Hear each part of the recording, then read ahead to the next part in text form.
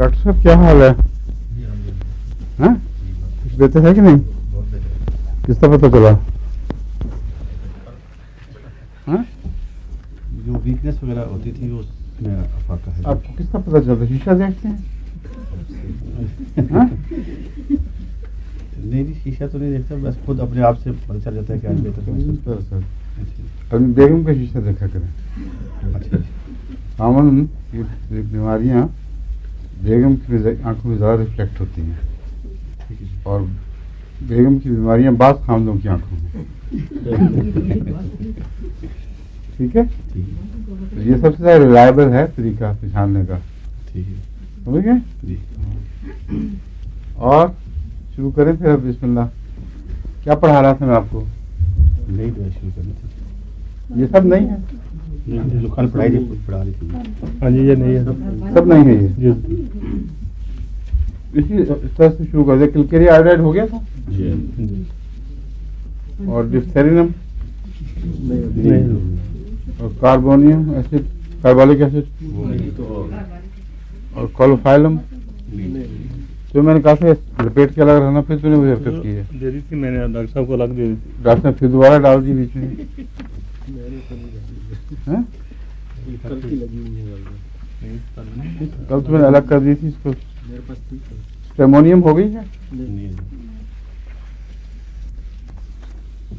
फस्टुला, नहीं, थूजा। नहीं, तो बहुत बड़ी हैरत अंगेज बात है, इतनी बुनियादी दवाएं हैं और पढ़ाई बगैर हम समझे हमने सब पे मुकम्मल कर लिया है। अच्छा, शुरू करते हैं फिर। सियानोथस। सियानोथस पता क्या चीज़ है? तिली की, और ज़्यादातर है यही। इसमें लंबे चौड़े किसी झगड़े की ज़रूरत ही कोई नहीं है।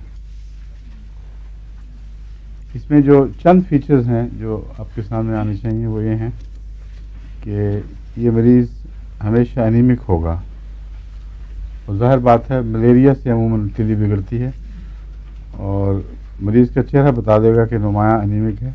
एक तरफ उसके बोझ होता है और उभार, आमतौर पे जिगर ख़राब हो और बढ़े तो एक तरफ सख्ती आती है पेट पे, इसमें बाईं तरफ भी आ जाती है, और ये निशानी है कि तिली को नुकसान पहुंचा है।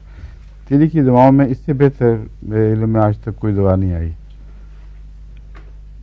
इसमें एक और खूबी है जो जिसमें इस गरज से मैंने भी नहीं कभी इस्तेमाल किया, मगर किताबों में लिखी हुई है कि ब्लड प्रेशर को नीचे करती है। बस अगर तिली में सख्ती पैदा हो जाए तो खून की शरियानें सख्त हो जाती हैं, और इसको इस ऐसे ब्लड प्रेशर में जिसका लिवर और स्प्लीन, जिगर और तिली से ताल्लुक़ हो, इस्तेमाल करके देखना चाहिए। समझे? बाज़ दफ़ा ब्लड प्रेशर काबू नहीं आता, और अक्सर हम ब्लड प्रेशर की वो दवाएं देते हैं जिनका ज़्यादातर ताल्लुक़ बराह रास्त दिल से या गुर्दे से होता है, और जहाँ बीमारी का मरकज़ दिल या गुर्दे में हो वहाँ हमारी मारूफ दवाएं काम आती हैं। लेकिन अगर लिवर के साथ यानी जिगर और खुसूसन तिली से ताल्लुक़ हो तो फिर सियानोथस ज़रूर देनी चाहिए, जो पहले मैंने नहीं कभी दी, मगर मुझे ख्याल आया है कि ये गलती होती रही है। दी थी जी, और ये सारी तकलीफें भी हैं और एक दो खुराकों से फायदा हुआ। हाँ, मगर वो मैं ब्लड प्रेशर की खातिर नहीं दी थी ना, मैंने दी थी तिली की अलामतों के ऊपर, तिली के लिए तो वो ज़िमनन ब्लड प्रेशर भी ठीक हुआ है। अब देते जाए फिर। तो और क्या, जब तक तिली ठीक नहीं होती। तिली ठीक हो गई थी, अच्छा, ब्लड प्रेशर है अभी भी? वो अलग तकलीफ थी ना, तो इसे करते हैं। नहीं, अलग नहीं होती, एक ही चीज़ है। तो अब ब्लड प्रेशर से तिली का मेयार देखो, यानी तिली की हालत को ब्लड प्रेशर के चेहरे से पता करो, और अगर वो हाई है तो इसका मतलब अंदर अभी बीमारी कुछ है। अगर तिली ठीक हो जाए और ब्लड प्रेशर इस दवा के देने के बावजूद ना गिरे तो इसको बंद और दूसरी वजह मालूम करें फिर। ठीक है?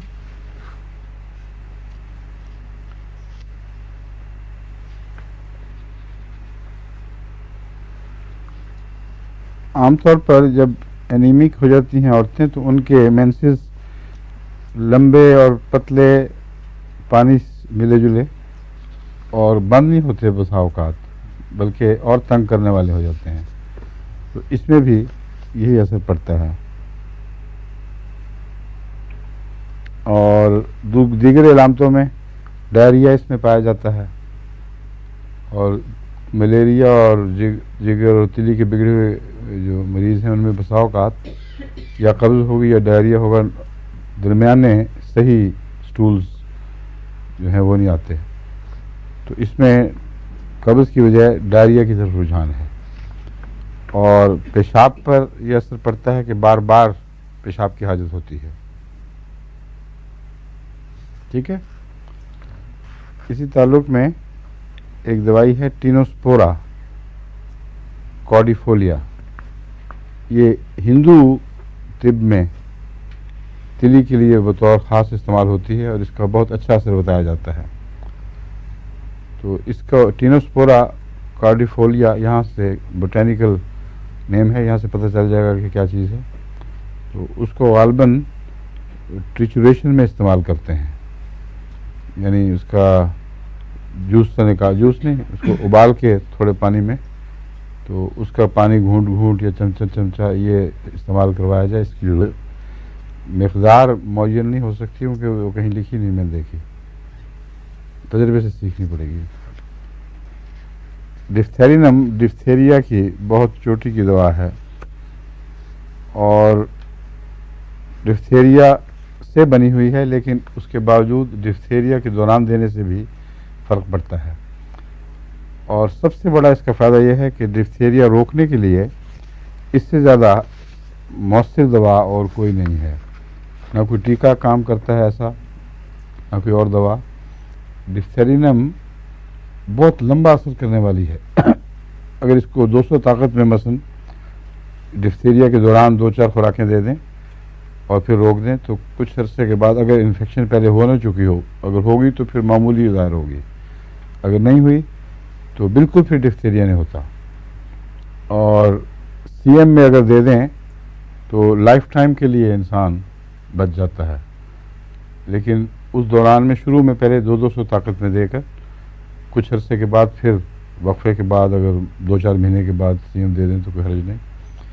مگر بعض ڈاکٹرز کہتے ہیں کہ 200 طاقت ہی میں 8 سال تک اس کا اثر دیکھا گیا ہے. یعنی پھر وبائیں بار بار آئی بھی ہیں, تو ان ڈاکٹروں کو جنہوں نے یہ ٹھیک ہے اپنے لیے استعمال کی تھی, وہ کوئی اثر نہیں پڑا. بعض بچوں پہ بھی تجربے کیے ہیں, مقابلہ کر کے دیکھے ہیں. جن کو ڈفتھیرینم دے دی گئی ان کو ہوا بھی نہیں لگی, لیکن جن کو نہیں دی گئی تھی وہ بہت جلدی بیمار پڑ گیا. تو اس لیے اس کو یعنی انہوں نے یہ تجربہ تو نہیں کیا کہ ڈفتھیرینم نہ دے کر اس بیچارے پہ تجربہ کیا ہو. ڈفتھیرینم نہ دے کر ایلوپیتھک پریونٹیو ٹیکہ لگوایا اور پھر موازنہ کیا, تو اس موازنے میں بہت نمایاں فرق دیکھا گیا ہے. جو ڈفتھیرینم کے زیر اثر مریض تھے ان میں ایک بھی نہیں واقعہ ہوا کہ کسی کو ڈفتھیریا ہو گیا ہو.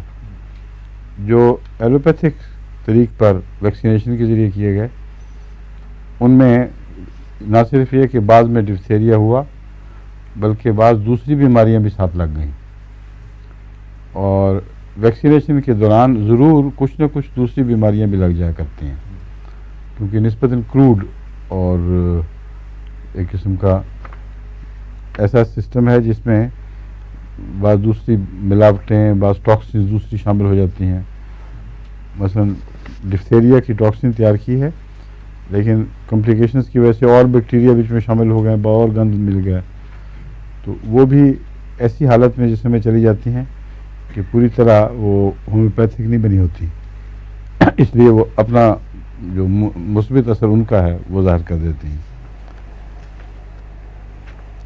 اس کو میں نے ڈفتھیریا کو انفلوئنزا میں بھی مفید دیکھا ہے, کئی دفعہ تجربہ کیا ہے. اگر انفلوئنزا کے دوران بیسیلینم, انفلوئنزینم اور ڈفتھیرینم بھی ساتھ ملا دیں تو زیادہ طاقتور دفاعی علاج ہے, انسدادی علاج.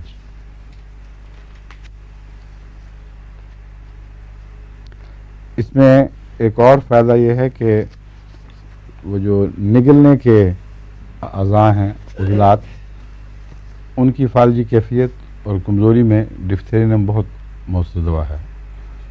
جن کو بعض دفعہ کسی بیماری کی وجہ سے نگلنا مشکل ہو جاتا ہے اور بعض دفعہ ناک کے راستے نکلتا ہے مواد جو نگلنے کی کوشش کرتے ہیں، ان کو ڈفتھیرینم کی چند خوراکیں دیں، اس سے خدا کی فرق پڑ جاتا ہے. اگر انفلوئنزا کے علاج کی خرابی کی وجہ سے یا اس کی ڈفتھیریا کے علاج کی خرابی کی وجہ سے دل پر اثر ہو تو اس کے دفاع میں بھی ڈفتھیرینم مفید ہے. یعنی دل کی دوسری دوائیں بعد میں زیادہ بہتر کام کریں گی اگر ایک دفعہ ڈفتھیرینم سے اس کا علاج کر لیا جائے. آئرس ورسیکلر یہ کھٹاس کی معدے کی کھٹاس کی چوٹی کی دوا ہے.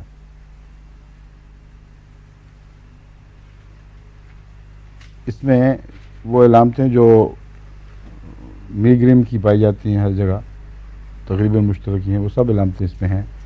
معدے کی کھٹاس، متلی کا رجحان اور سر درد اکثر ایک طرف کی، اور اس میں کنسٹرکشن کی فیلنگ یعنی جیسے کسی نے جکڑ لیا ہو، یہ بہت پائی جاتی ہے. اور کانوں میں رورنگ اور بزنگ، کئی قسم کے شور اٹھتے ہیں اور پھر رفتہ رفتہ اس سے ڈیفنس یعنی بہراپن پیدا ہونے لگتا ہے. تو بعض دفعہ لمبے عرصے تک ایسڈ زیادہ بڑھتے رہیں تو اس کے یہ بد اثرات بھی ہو جاتے ہیں، کانوں کے اوپر بد اثر پڑتا ہے. اور چونکہ کان پر اس کا اثر ہے اس لیے وہ چکر جو کان کی خرابی سے آتے ہیں وہ اس دوا میں بھی پائے جاتے ہیں. بعض دفعہ کاکولس کام نہیں کرتی، اکثر کاکولس کام کرتی ہے. یعنی وہ چکر جو کان کے ڈرم کی خرابی کی وجہ سے اس کے بیلنس، اس کے توازن بگڑنے کی وجہ سے آنے شروع ہو جاتے ہیں، ان میں کاکولس چوٹی کی دوا ہے. اسی لیے سفر کی بھی بہترین دوا ہے. لیکن اگر کام نہ کرے تو دوسرے درجے پر آئرس ورسیکلر کو یاد رکھیں. یہ بھی اسی طرح کان میں وہ لیکوڈ میں کوئی خرابی پیدا کرتی ہے اس کے مزاج میں، جس کی وجہ سے چکر آتے ہیں. جی خادم صاحب کو آپ نے حضور دی تھی کاکولس اور دی تھی میں نے، یہ پتہ نہیں یہ بعد میں نہیں ملی کسی، یہ اس سے فرق نہیں پڑا ان کو. اس سے زیادہ شروع میں کہتے تھے پڑا تھا، شروع میں تھا. پھر دوبارہ ہوئی ہے، دوبارہ انہوں نے 200 میں کھائی، پھر اس پوٹینسی سے پھر فرق نہیں پڑا، تو اب یہ دیں. تو پھر دوبارہ ان کو میں نے کہا تھا کاکولس پھر 30 میں شروع کریں. نہیں مجھے جو پیغام ملا تھا میں نے کہا تھا کونیم ملا کے دیں، جی دی جی ٹھیک ہے، وہ دی تھی. وہ دی تھی. اگر اس سے فرق پڑ کے ہٹ گیا ہے تو پھر آئرس کی ضرورت پڑے گی. یہی بات میں آپ کو بتا رہا ہوں. جی ٹھیک ہے. اور بھی ہیں اس کے علاوہ، آئرس پہلے دے دیں. ہو سکتا ہے معدے کے اپسیٹ ہونے کی وجہ سے یہ چکر آ رہے ہوں. میدا بھی ان کا ٹھیک نہیں. اگر معدہ خراب ہو تو پھر یہ چکر کان کی وجہ سے نہیں ہے. ہسٹری ہے کان کی، ہاں ہسٹری ہے کان کی. جی یہ کان کی بھی ہوگی، خرابی. مگر وہ پھر دو قسم کی ہے نا ہسٹریز. ایک ہے جو کان کے اندر جو لیکوڈ ہے وہ جو ذرا سا بدلے لیول تو اس کی وجہ سے چکر آتے ہیں. کرونک ڈسچارج ان کو رہا ہاں ہے. وہ اور ہے وہ چیز. ایک وہ اعصابی کان کی کمزوری کی وجہ سے چکر آتے ہیں، کیونکہ جو لیکوڈ بدلتا ہے نا اپنا لیول، تو وہ عضلات جو دماغ تک پیغام پہنچاتے ہیں ان میں سستی پیدا ہو جاتی ہے. اور کاکولس میں بڑی وجہ وہ ہے، انفیکشنز کی اس وجہ نہیں ہے. انفیکشنز کی وجہ سے اگر ہو تو پھر دوسری دوائیں دینی ہوں گی. اس میں سلفر چوٹی کی دوا ہے. جی اور معدے کی خرابی ہو تو پھر آرس جیسی دوائیں کام آئیں گی. نقص کا بہت مؤثر ہے اس میں. تو وہ حالات دیکھ کر بدلنا پڑتا ہے. ڈاکٹر صاحب کا خیال ہے انفیکشن کی ہسٹری ہے، اس لیے اس کو سلفر اور پیراجینم پہلے دیں. سمجھ گئے؟ جی اور اس قسم کے چکروں میں جو معدے کی خرابی سے نقص کا بھی ہے اور برائونیا بھی ہے. برائونیا بھی چکروں کی چوٹی کی دوا ہے.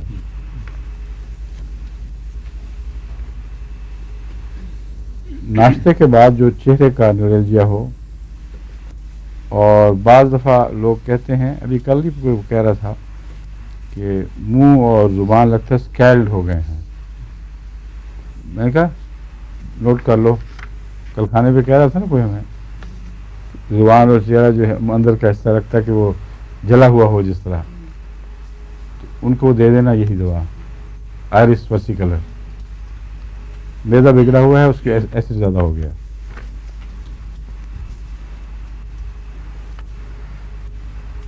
और स्लाइवा जो मुंह का लुआब है, लुआब दहन, वो इसमें उसके कॉकस की तरह रोपी हो जाता है। और आयरिस में गॉइटर भी पाया जाता है, काफ़ी वसी असर की दवा है। तमाम एलिमेंट्री कैनाल यानी ऊपर से लेके नीचे तक जो नालियां हैं, उन सब में इसमें बाज़ दफ़ा जलन पाई जाती है, जो एसिड की ज़्यादती की वजह से है।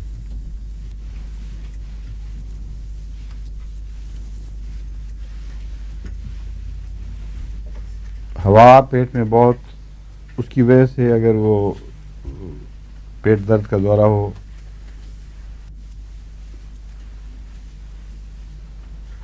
और डायरिया पीरियोडिकल हो, कभी कब्ज़ कभी डायरिया हो जाए, हर्पीस में भी मुफीद है ये।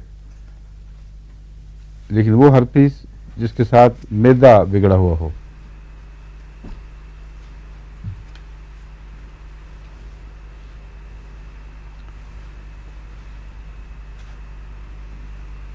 इसमें गर्जे के जिल्द की भी बहुत सी इलामतें हैं इसमें, हर्पीस के अलावा पस्चूल्स वगैरह।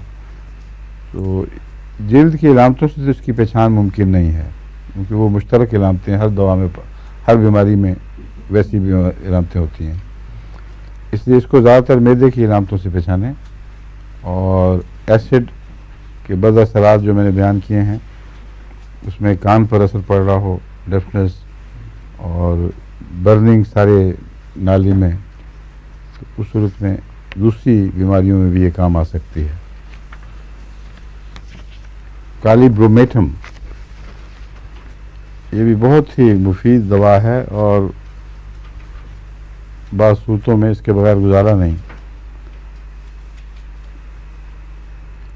ये तमाम काली कंपाउंड्स की तरह दिल को ये कमज़ोर करती है और टेम्परेचर नीचे करती है, यानी ठंडा हो जाता है। मैं बताया था ना, काली काब में भी ये होता है, सारा जिस्म ठंडा, मगर वो दायरा स्पॉट जहाँ तकलीफ है वो गर्म हो जाता है। काली आयोडाइड में एक बाकी मिजाज से अलग चीज़ है कि सारा जिस्म गर्म और वो जगह जहाँ जो माऊफ है वो ठंडी। इसमें वीकनेस और टेम्परेचर का गिरना ये नुमाया है।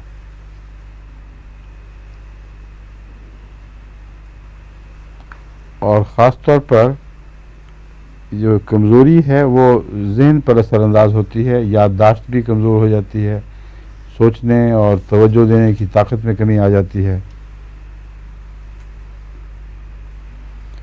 और उसके नतीजे में डिप्रेशन के दौरे पड़ने शुरू हो जाते हैं। हर चीज़ में मायूसी देखने लग जाएगा मरीज़।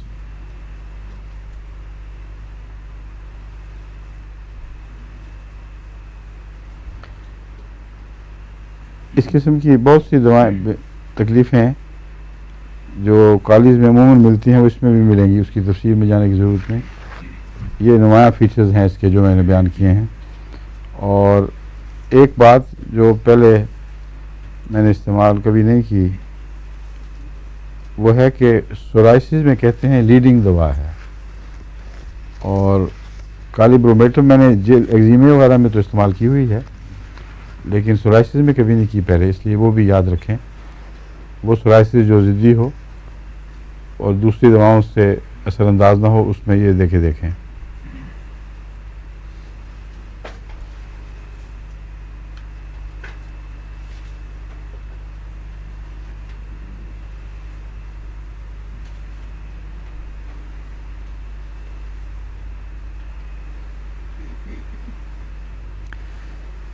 इसमें जो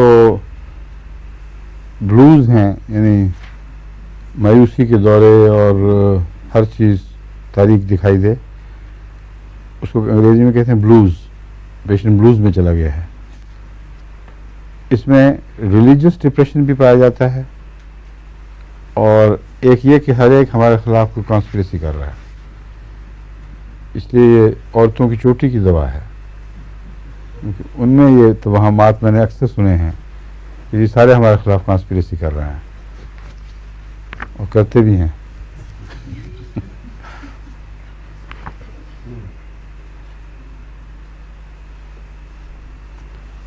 याददाश्त कम हो जाती है, रात के टेरर, रात के खौफ बढ़ जाते हैं और इल्यूजन्स जो हैं वो बड़े डरावने आते हैं।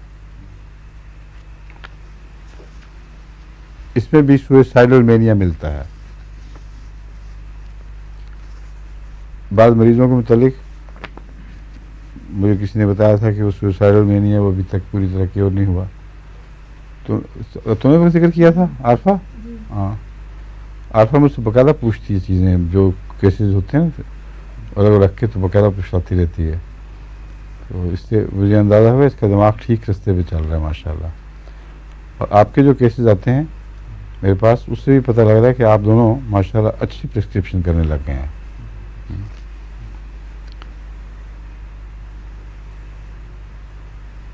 सुसाइडल मेनिया इसमें है और ब्रेन फैग वो मैं पहले बता चुका हूँ।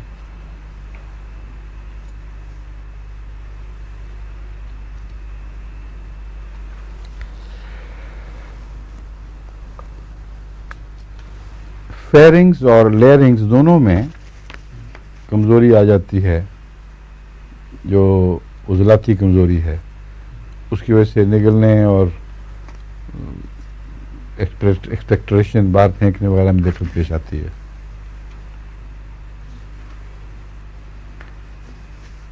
बाद लोगों को हिकफ की बहुत बीमारी लग जाती है, यानी हिचकी। ये बतौर बीमारी अक्सर इग्नेशिया से ठीक हो जाती है अगर गम का कोई पीछे पस मंज़र हो, और इग्नेशिया से ठीक ना हो तो नक्सवामिका से भी फ़र्क पड़ता है इसमें। मगर जो लंबी बीमारियां हों जिसमें वजह कोई ख़ास समझ ना आए, उसमें सबसे अच्छी दवा सल्फ्यूरिक एसिड है। ये याद रखें, बाज़ दफ़ा ज़िद्दी हिचकी लगती है और उसकी आम वजह समझ नहीं आती, उसमें सल्फ्यूरिक एसिड बहुत मुफीद है और ये भी एक चोटी की दवा है, यानी कालीब्रोमेटम ज़िद्दी हिचकी में।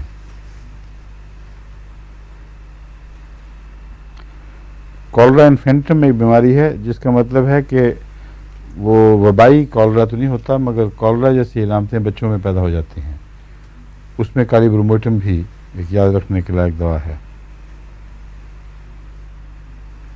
इसमें मसल स्ट्रिच करेंगे, जर्क करेंगे जो कॉलरा की अलामतें हैं, और ग्रीन वाटरी स्टूल्स होते हैं, शदीद प्यास और फिर कै।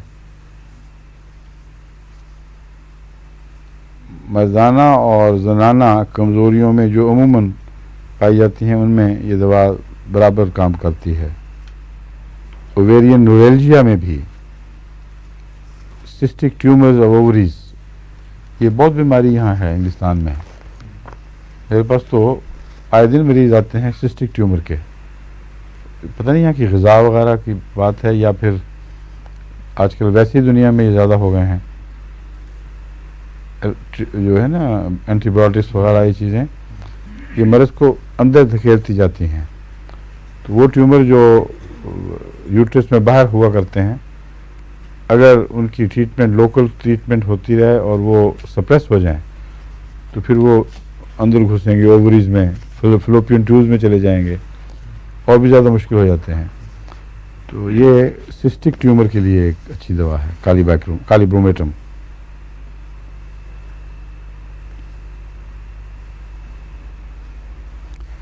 बाज़ों के हाथ बड़े फिजिटी होते हैं, फिजिटी का मतलब पता क्या होता है? हाँ, मोटे मोटे, जिनके आप किसी चीज़ें बेचें। हाँ, हर बात बस निकलते रहे। जैसे नईम है ना, ख्वाजा नईम रब्बा में, वही बड़ा फिजिटी है, हर वक्त कुछ ना कुछ करता रहता है। जो शख्स हाथ को निचल्ला ना रख सके उसमें ये दवा मुफीद होगी।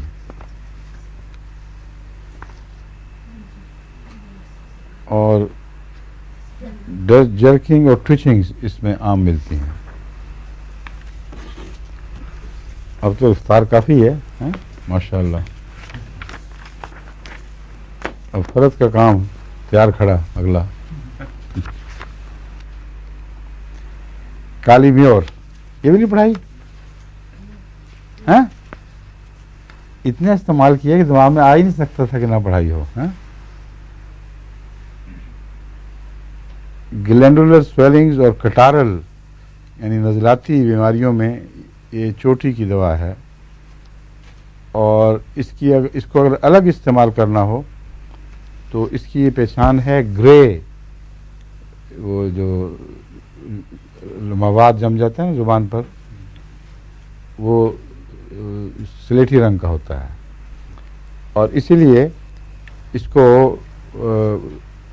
उसमें डिफ्थेरिया में ज़्यादा इस्तेमाल किया जाता है, क्योंकि डिफ्थेरिया के अक्सर मवाद जो ज़ुबान को मैला करते हैं वो ग्रे रंग के होते हैं, यानी स्लेटी रंग के।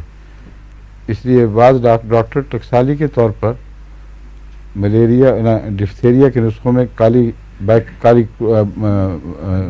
म्योर ये ज़रूर शामिल करते हैं, समझे?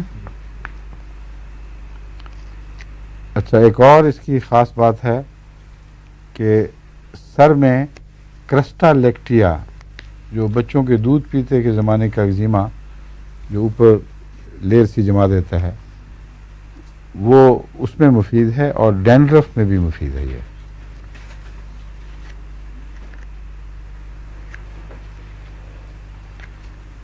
अच्छा, ये भी मिडल एयर की इन्फेक्शंस में जो पुरानी हो जाएं उनमें मुफीद है, लेकिन इसके साथ चक्करों का जिक्र नहीं मिलता, इसलिए सल्फर उनको देनी है जो हमारे मरीज हैं।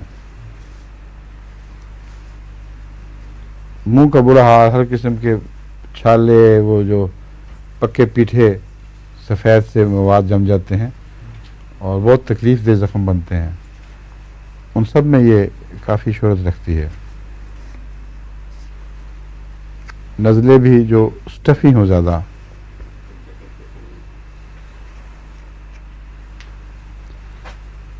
और गले की सूजने में और टॉन्सिल में बहुत चोटी की दवा है, लेकिन इसको मैं अकेला इस्तेमाल नहीं करता, सिलिशिया और किलकेरिया फ्लोर और फेरम फास के साथ मिला के देता हूँ, और अक्सर गलों में फौरी तौर पर इसको फ़ायदा पहुँचता है, इससे इस नुस्खे से फ़ायदा पहुँचता है।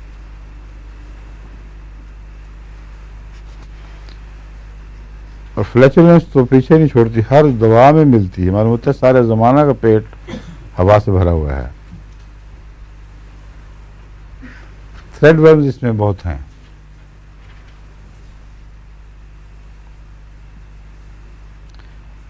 अगर कॉन्स्टिपेशन होगी तो उसमें जिगर ज़रूर ख़राब होगा और पाइल पर असर पड़ता है, इसलिए स्टूल्स का रंग मटियाला होने शुरू हो जाता है। जो मटियाला हो जाए, इजाबत मटियाली हो जाए, तो उसमें काली म्योर को भी याद रखना चाहिए।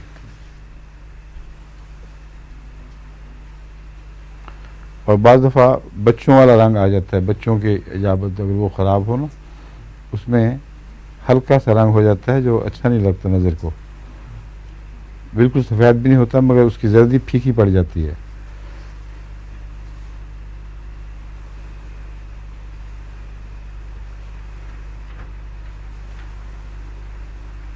हेमोराइड्स भी हैं इसमें। मेंस्ट्रुएशन देर में होगी और सप्रेस्ड होगी।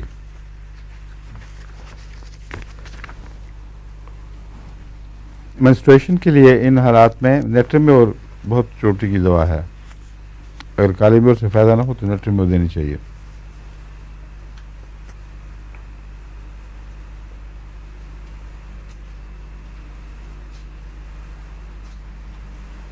اس میں جو لیکوریا ہے وہ ملکی وائٹ رنگ کا ہوتا ہے، گرے نہیں ہوتا، اور بلینڈ ہوتا ہے، وہ اریٹیٹ نہیں کرتا بالکل.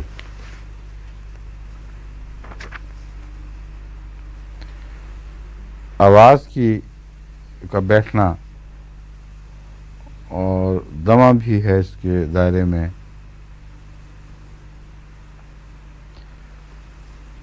معدے سے جو کھانسی اٹھتی ہے زیادہ معدے کی خرابی کی وجہ سے اور بہت اونچی زور سے پھٹتی ہے کھانسی جیسے، اس میں اچھی ہے یہ. رومیٹک فیور میں اور رات کے وقت جو دردیں بڑھیں،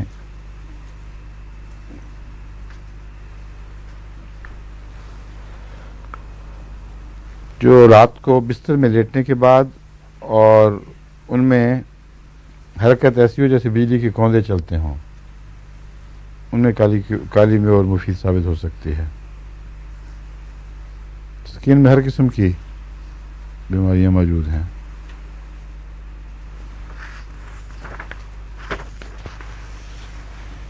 ایک اس کے ایگزیما کی خاص پہچان یہ بھی ہے کہ بعض دفعہ آپ دیکھیں ایگزیما میں یوں لگتا ہے جیسے آٹا سا اترتا ہو، موٹا آٹا ہو نا پسا ہوا، تو اس کی چھوٹی چھوٹی اسکیل سی ہوتی ہیں، اس میں تھوڑا سا پاؤڈر بھی. تو یہ شکل اگر ایگزیمے کی ہو تو اس میں کالی مرچ کو نہیں بھولنا چاہیے.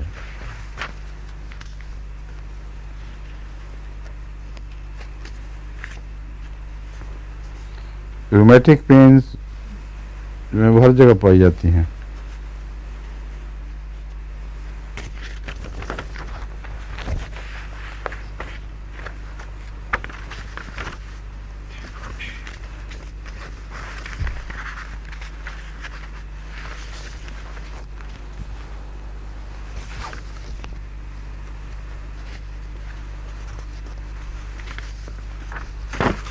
Murex.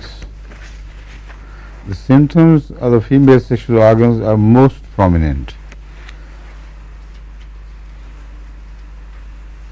عام طور پر نرم مزاج اور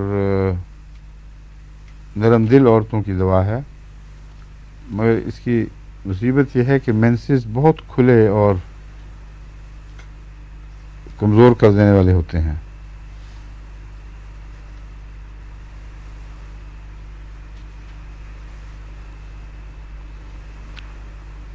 اور کرونک اینڈومیٹرائٹس میں اس کو یاد رکھنا چاہیے. اینڈومیٹرائٹس اگر کرونک ہو جائے تو بسا اوقات یہ اکیلا ہی بچہ پیدا ہونے کے راستے میں روک بن جاتا ہے، اور جو مرضی علاج کریں، پسٹیلا دیں، جو کچھ دیں، کبھی بھی ایسی مریضہ کو فائدہ نہیں ہوگا جس کا رحم اندر سے اینڈومیٹرائٹس کا شکار ہوا ہے. اس کی رحم کی اندرونی ساری جھلی وہ انفلیم ہو جاتی ہے، اور بعض دفعہ اس سے درد بھی نہیں ہوتی، اور جب لیڈی ڈاکٹر کے پاس جائے گی عورت، اس کو تب پتہ چلے گا کہ مجھے اینڈومیٹرائٹس ہے. اور کئی عورتیں میرے علم میں ہیں جو دیکھنے میں ٹھیک ٹھاک، جب میں نے ان کو کہا تو پتہ کرو، تو ڈاکٹر نے چیک کیا کہ اینڈومیٹرائٹس ہے، کیونکہ وہ رسپونڈ نہیں کرتی تھی دواؤں کو. تو اس لیے اینڈومیٹرائٹس کی دواؤں میں میوریکس کو بھی یاد رکھنا ضروری ہے.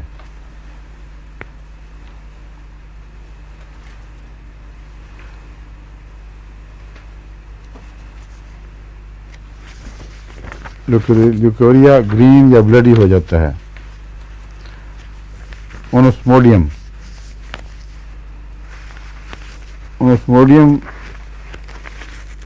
اعصاب کی چوٹوں کی دواؤں میں سے ہے، اور اس میں سر درد اکثر پائی جاتی ہے اونوسموڈیم میں، جو آنکھ پر بھی اثر انداز ہوتی ہے اور پیچھے اور پھر نیچے پٹھوں میں اترتی ہے. تو اونوسموڈیم مائیگرین میں یا میگرین میں بہت مفید دوا ہے. میں اس کو جلسیمیم کے ساتھ دے کے استعمال کرتا ہوں، تو اللہ تعالیٰ کے فضل سے بہت مفید ثابت ہوتی ہے. اگر پیاس زیادہ ہو تو پھر نیٹرومیور کے ساتھ اونوسموڈیم ملا کے، اگر نہ ہو تو جلسیمیم کے ساتھ. لیکن اونوسموڈیم اپنی ذات میں اکیلی بھی کافی ہوگی، اور اس میں بھی چکر پائے جاتے ہیں.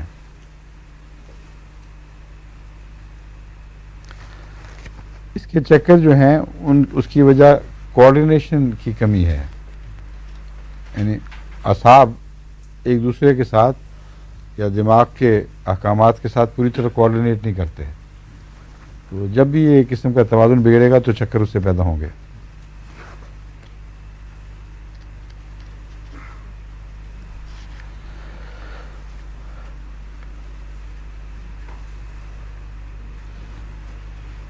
روٹا اور کونیم کی طرح آئی سٹرین سے ہیڈ ایک اس میں بھی بہت نمایاں ہے. ملی فولیم سے بھی آئی سٹرین سے سر درد پیدا ہو جاتی ہے.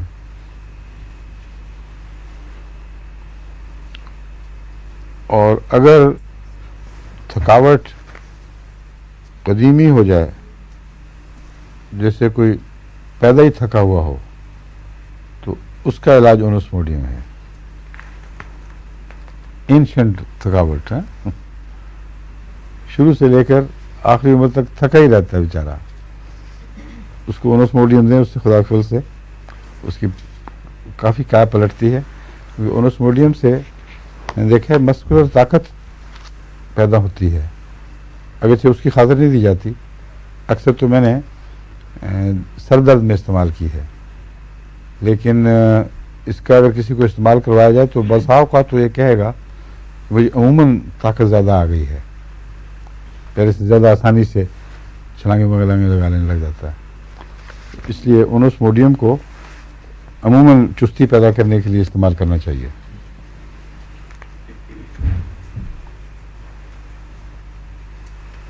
اپنے بچوں کو دے دینا عرفہ. جو میں نے خود کھائی تھی.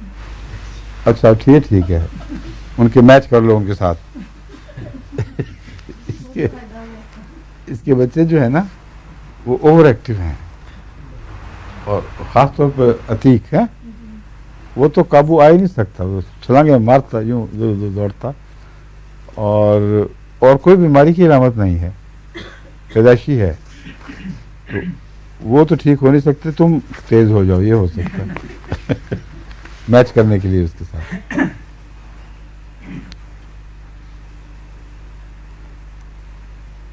آنکھ کا میں بتا چکا نا، تھکاوٹ آنکھ کی جو ہے وہ سر درد بن جایا کرتی ہے، اور آنکھ کے استعمال سے طبیعت گھبراتی ہے کیونکہ اس سے تھکاوٹ پیدا ہو جاتی ہے. عام طور پر آنکھ کی تکلیف بائیں کن پٹی پہ بیٹھتی ہے اور پیچھے سر کی طرف جاتی ہے، مگر اس میں بائیں دائیں کا ایسا فرق نہیں ہے کہ ضرور بائیں طرف ہی استعمال کی جائے. دائیں طرف بھی میں نے دیکھا ہے، بائیں طرف بھی، دونوں جگہ استعمال ہوتی ہے. اور آنکھ اور پیچھے اترنا درد کا، یہ اس کی خاص علامت ہے. اور گلے میں اس کی خاص بات یہ ہے کہ خشک ہوتا ہے، خواہ پیاس ہو یا نہ ہو. پیاس ہوتی بھی ہے، نہیں بھی ہوتی، جرسیمیم کی طرح پیاس کا نہ ہونا ضروری نہیں ہے، مگر ڈرائینس بڑی سخت ہوتی ہے، وہ جو ٹھیک ہونے کا نام نہ لے. اور اس کی وجہ سے آرسنک کی طرح پانی بار بار پیے گا، مگر ضروری نہیں کہ ایک گھونٹ، زیادہ بھی پی سکتا ہے، مگر وہ گلے کی خشکی دور کرنے کی خاطر پانی پینا پڑتا ہے. اور سخت ٹھنڈے پانی کی خواہش، اور پیٹ ہوا سے بھرا ہوا.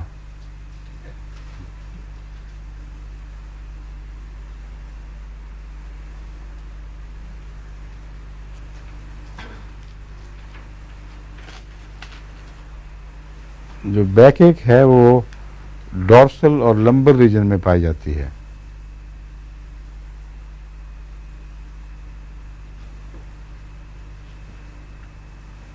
اور نمنس اور گنگلنگ، یہ گنگلنگ کیا ہوتی ہے بشار صاحب؟ GNGLING. ٹنگلنگ کو ٹی آئی مس ہو گیا بیچ میں سے، گنگلنگ لکھا ہوا ہے.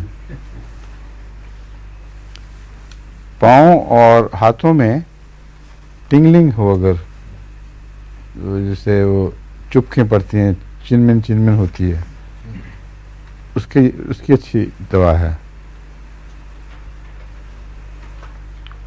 اور اگر چیسٹ پین کے ساتھ پلس ریپڈ اور irregular ہو اور ریپڈ ہونے کے باوجود کمزور ہو تو اس میں بھی اونسموڈیم ایک مفید دوا ثابت ہوتی ہے.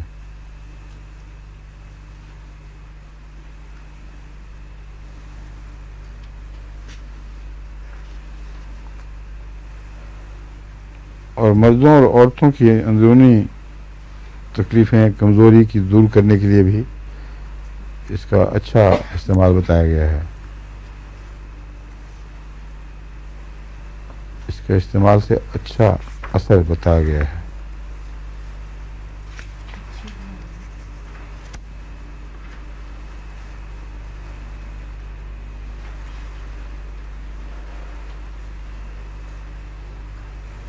عورتوں میں اس کی خاص علامت یہ ہے کہ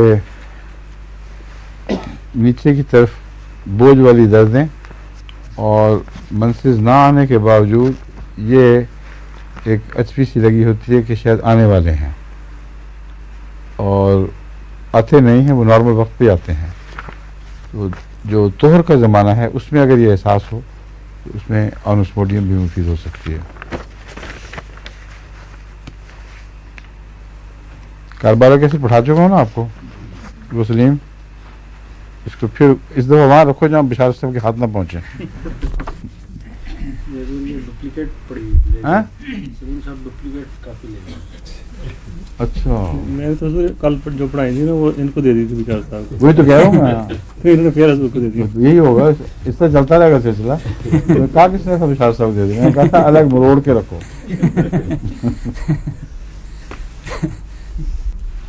اچھا کولوفائلم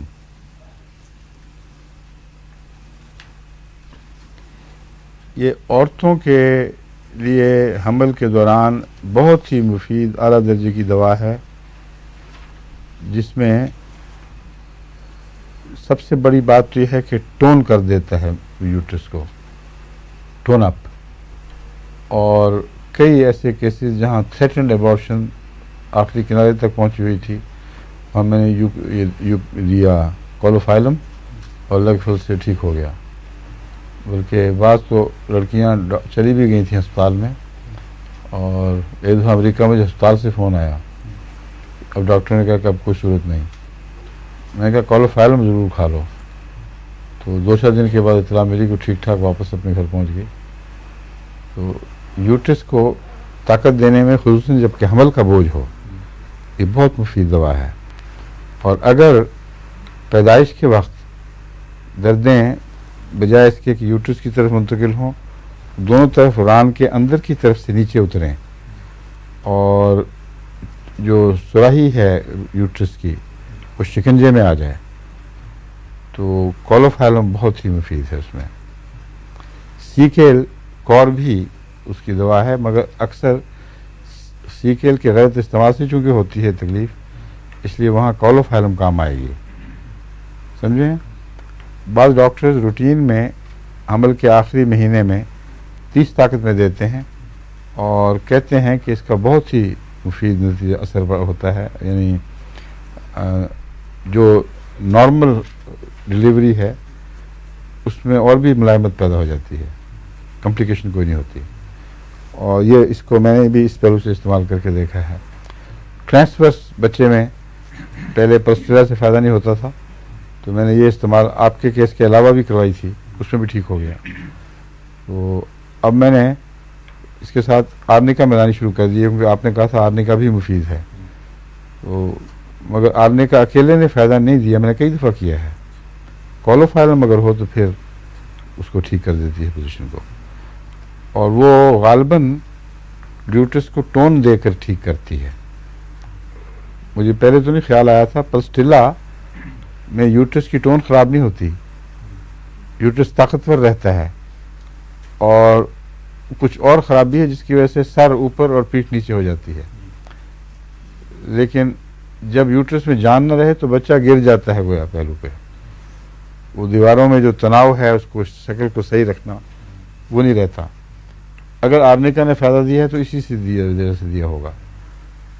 अगर उसमें चोट दर्दें हों और थकावट की वजह से रह जाए तो उसमें आने का मुफीद हो सकती है, लेकिन कोलोफाइलम तो ताकत देने की वजह से काम आती है।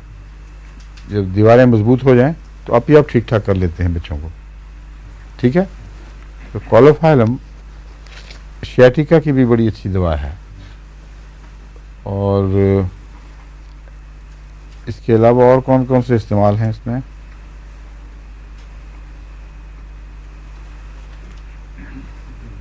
ये मैं सब जो बता चुका हूँ आपको।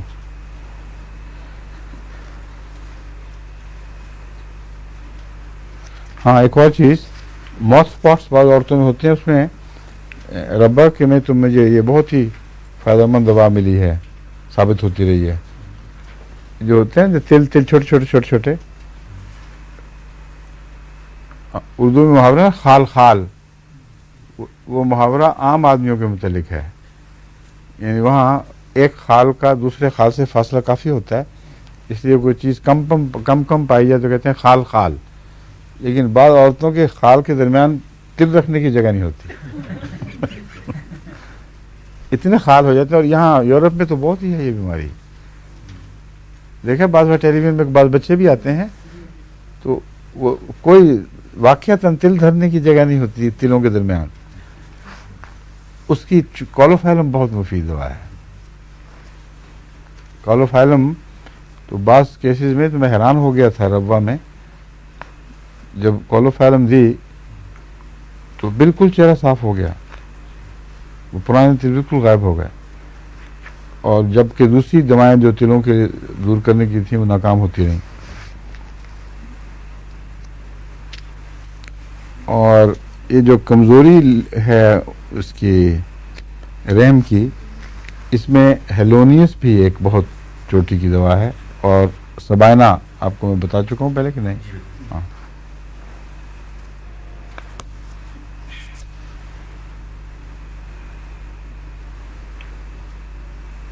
औरतों में डिस्कलरेशन ऑफ स्किन, वो वही चीज़ है जो तिलों को पैदा करती है, वही बीमारी चेहरे की जिल्द खुसूसन उसका रंग बदला देती है। बाज़ अच्छी बड़ी सफ़ेद औरतें, उन पर एक स्याही सी छा जाती है। अब ये मुझे पता नहीं कि वो जो सीपिया वाली छाइयाँ पड़ती हैं उनमें ये मुफीद है कि नहीं, मगर अमूमन अगर रंग बदला हो चेहरे का उसमें ये मुफीद है। और अगर वो मर्दों में ऐसी बीमारी हो जो बहुत स्याह कर देती है चेहरे को, उसमें आर्सेनिक सल्फ्लेवम बहुत मुफीद है, जो बरस की दवा है। जो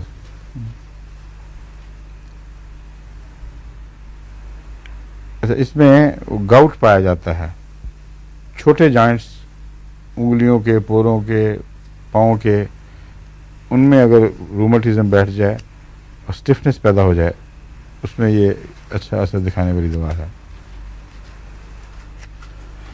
और इसमें दर्द जगह बदलता है, कभी यहाँ कभी वहाँ, और उछलता कूदता है उधर। और एक चीज़ इसमें याद रखने की चाहिए कि कॉफ़ी के साथ कंपेटेबल नहीं है, यानी कॉफ़ी अगर ये दवाई दे रहे हो तो कॉफ़ी नहीं पीनी चाहिए उस ज़माने में, क्योंकि अगर कॉफ़ी पीती रहें औरतें तो फिर इसका असर ज़ाहिर भी होगा और बाज़ कॉम्प्लिकेशन भी पैदा हो जाती हैं। इसलिए याद आमतौर पर तो कोई परहेज़ मैं नहीं करवाया करता, क्योंकि दवाएं अगर सही हो तो परहेज़ की ज़रूरत कोई नहीं, मगर बाज़ परहेज़ बताने ज़रूरी होते हैं, उनमें से एक ये भी है।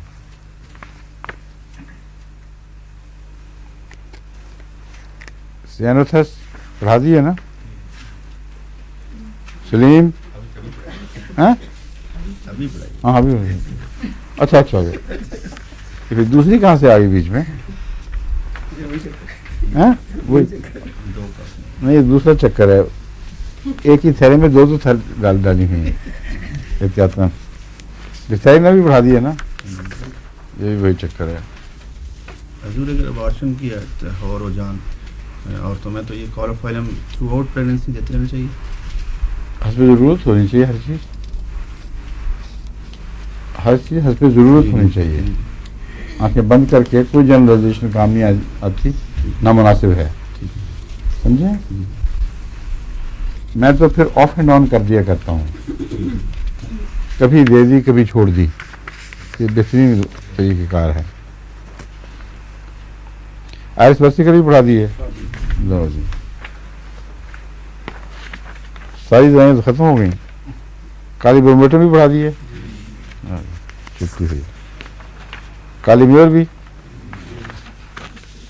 یہ کیا ہوا ہے آج؟ احتیاطیں حد سے زیادہ کی ہو گئی ہیں. جب احتیاط حد سے زیادہ ہو جائے تو وہ بھی پھر لطیفہ بن جاتی ہے. ایک دفعہ کہتے ہیں کوئی شخص اسٹیشن پہ کھڑا گاڑیوں کے متعلق پوچھ رہا تھا کہ لاہور اسٹیشن پہ مثلا کہ یہ فرنٹیئر میل کب جائے گی. تو اس نے بتا دیا بابو نے. اس نے کہا یہ دلی والی، یہ کالکا، پرانے زمانے کی بات ہے انڈیا کے جب یہ خطر تھا، کہ بٹھنڈا کلکتے کب جا رہی ہے گاڑی. ساری گاڑیوں کو بڑا پوچھ لیا. تو پھر آخر پہ کہتا ہے کوئی انجن تو نہیں شنٹ کر رہا. اس نے کہا کہ کیا ہو گیا تمہیں؟ اس نے کہا لائن ٹپنی ہے. احتیاط سے دیکھیے کمال سے دیکھیے کہ صرف لائن کے پار جانا ہے. احتیاط ہے کہ شاید کوئی گاڑی جا رہی ہوگی. تو آج بشارت صاحب پہ وہ احتیاط کا دور آیا ہوا ہے. کالی میور بھی پڑھا دی ہے اور میوریکس بھی. لیکٹک ایسڈ پڑھائی. چلو شکر ہے کوئی تو آئی ہے. اس میں مارننگ سکنس بہت نمایاں ہے. لیکٹک ایسڈ کے متعلق یاد رکھیں کہ یہ ذیابیطس کی چوٹی کی دواؤں میں سے ہے، اگر جس کا استعمال کم ہوا ہے. لیکن اگر ذیابیطس کی دوسری دواؤں کے علاوہ لیکٹک ایسڈ 200 میں دیا جائے تو وہ مریض جو باقی دواؤں سے اثر قبول نہیں کرتے، اس کے زائد اس کے اثر سے وہ پہلی دواؤں کا اثر بھی قبول کرنے لگ جاتے ہیں. تو لیکٹک ایسڈ کو پیش نظر رکھیں. اور ایک دوا ہے سارکولیکٹک ایسڈ.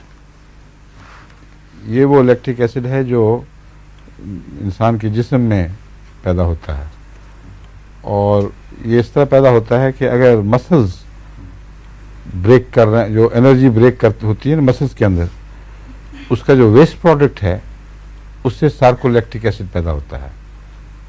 اور وہ تھکاوٹ بھی جسم میں پیدا کرتا ہے، اور اس کی خرابی کی وجہ سے ڈائبٹیز وہ پیدا ہو جاتی ہے، جو ضروری نہیں کہ پینکریاس کی خرابی سے ہو. یہ وہ ڈائبٹیز ہے زیادہ تر جو ایبسارپشن کے میں کمزوری پیدا کرتی ہے. اور پہلے جو لوگ سمجھتے تھے نا کہ صرف پینکریاس کی خرابی سے ڈائبٹیز ہوتی ہے، اب جو قسمیں نکلی ہیں وہ تو کئی 100 ہیں، 300 سے زائد قسمیں دریافت ہو چکی ہیں. ان میں اکثر وہ ہیں جو انسولین ہونے کے باوجود جسم کام نہیں کرتا، اس کو استعمال نہیں کرتا، یا اس کے خلاف ایک رد عمل پایا جاتا ہے. بس سارکولیکٹک ایسڈ ایسی ضدی ذیابیطس میں بھولنی نہیں چاہیے. بہت اہم دوا ہے. اور عموماً کمزوری ہو اگر، اور کھلاڑیوں کے لیے خصوصاً جب کہ ان کا جو انرجی بریک ہو رہی ہوتی ہے، جو طاقت ٹوٹتی ہے اعضاء میں، تو اس سے جو تھکاوٹ کی وجہ سے دردیں پیدا ہوتی ہیں. کچھ تو ہیں جو نرم میٹھی دردیں جو تھکاوٹ سے ہوتی ہیں، کچھ ایسی ہیں جو ان میں بخار کی سی شوخی پائی جاتی ہے. ان میں سارکولیکٹک ایسڈ بہت مفید ہے. اور بدن کو ویسے ہی ہلکا رکھنے کے لیے، جس طرح میں نے بتایا تھا نا آپ کو، نہیں میں نے آپ کو جو بتائی تھی دوا، نہیں بات سے خدا جرسیمم کے ساتھ جو سر درد کی دوا دیتے ہیں، اونوسموڈیم میں جیسے جسم میں جان ڈالنے کی ایک طاقت موجود ہے، उसी तरह सार्कोलैक्टिक एसिड भी बहुत मुफीद है, और एसिड फास्ट भी अच्छा है, समझे। फास्फोरस भी खुद, लेकिन फास्फोरस वगैरह की चूँकि गहरी दवाएं ऐसे और किस्म की हैं, उनके इस्तेमाल में अगर गलती हो जाए तो बाद में और ख़राबियाँ पैदा हो जाती हैं। आंखें बंद करके जो लोग फास्फोरस लंबा अरसा दें, उनमें खून गाढ़ा हो जाता है, और खा कोलेस्ट्रॉल बढ़े या ना बढ़े, क्योंकि ये कोलेस्ट्रॉल कम करने वाली दवा भी है, मगर खून को गाढ़ा कर देती है। और अक्सर डॉक्टर साहब ये खून को गाढ़ा करने का क्या मतलब है बगैर कोलेस्ट्रॉल के?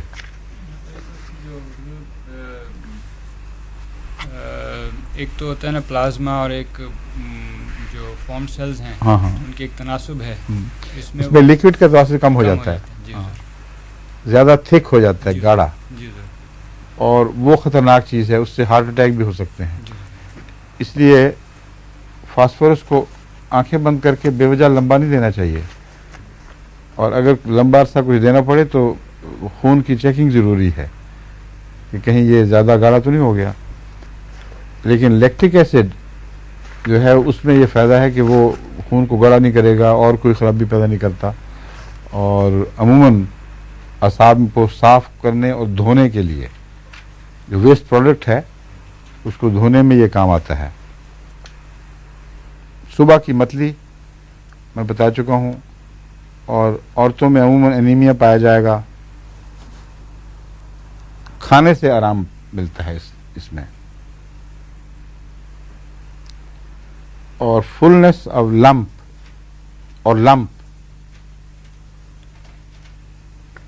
और keep swallowing constricted low down। Keep swallowing constricted low down तो कोई फिक्र नहीं है, कोई मिस हो गया है कुछ। असल में है ही कीप swallowing, वो बार बार इस तरह से निगलने की मूवमेंट बनाता है ना, कोई बार बार निगलता रहता है, खाली बगैर किसी चीज़ के यूँ करता रहता है। और कंस्ट्रिक्टेड लो डाउन, मैदे के ना सांस के ना खाने की नाली में नीचे की तरफ थोड़ी सी कंस्ट्रिक्शन होती है, इसके बार बार निगलने से वो कंस्ट्रिक्शन अपनी तरफ से खोलना चाहता है। ये उसकी बुनियादी वजह है जो वो बार बार वो निगलता क्यों है।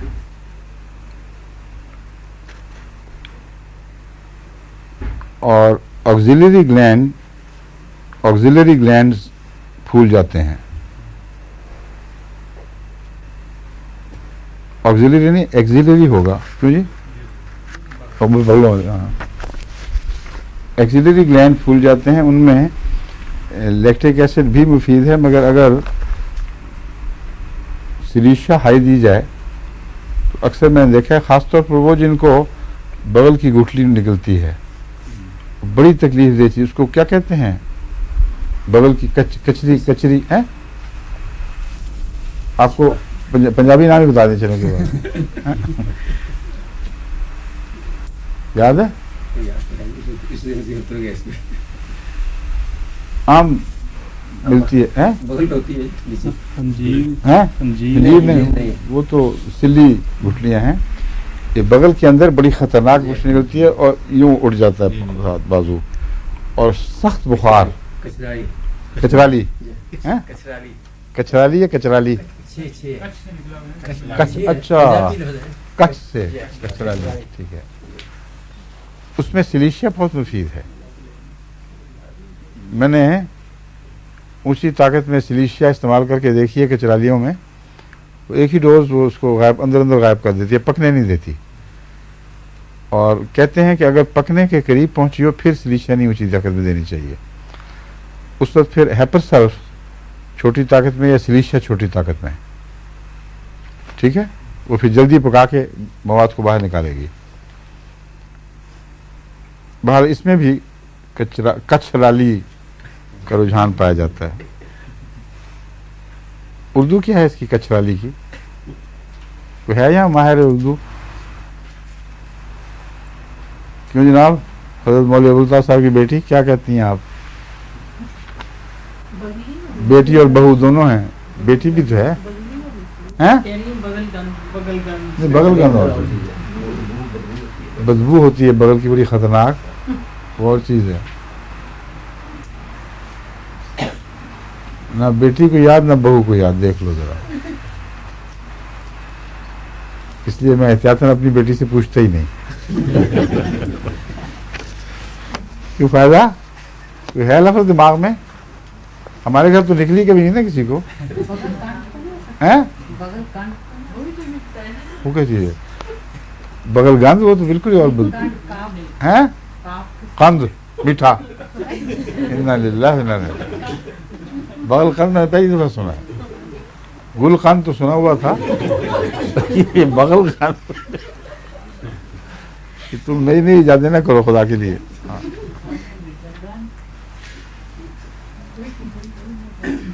अच्छा, लैक्टिक एसिड में चलते वक्त सारा बदन कांपता है बाद लोगों का। ये वही है कि सारे अज़ा के अंदर जो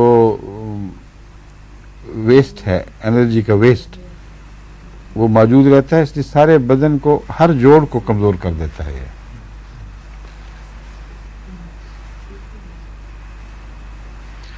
और इसमें पेशाब की ज़्यादा बार बार हाजत, मगर थोड़ा थोड़ा नहीं, ज़्यादा मिक़दार में। मगर ये मैं आपको जो बातें बताई हैं ना आखिरी 2-3, मिक्स ना कर दें। पहले आपको सार्कोलैक्टिक एसिड की बातें बता रहा था, अब लैक्टिक एसिड बताया है जो बदन का। वो सार्कोलैक्टिक एसिड का तोड़ बनता है लैक्टिक एसिड, यानी वो जो बीमारी है ना जिस्म का कांपना चलते वक्त, वो एनर्जी वेस्ट का वहीं पड़े रह जाना है, उसकी वजह से खराबी पैदा होती है। और उसको सार्कोलैक्टिक एसिड 30 में फ़ायदा नहीं देगा, इस बीमारी में लैक्टिक एसिड देगा। इन दोनों के स्पिन में फ़र्क है।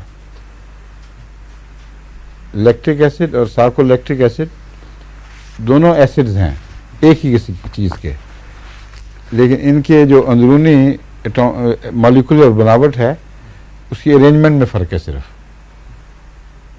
वरना फार्मूला वही है।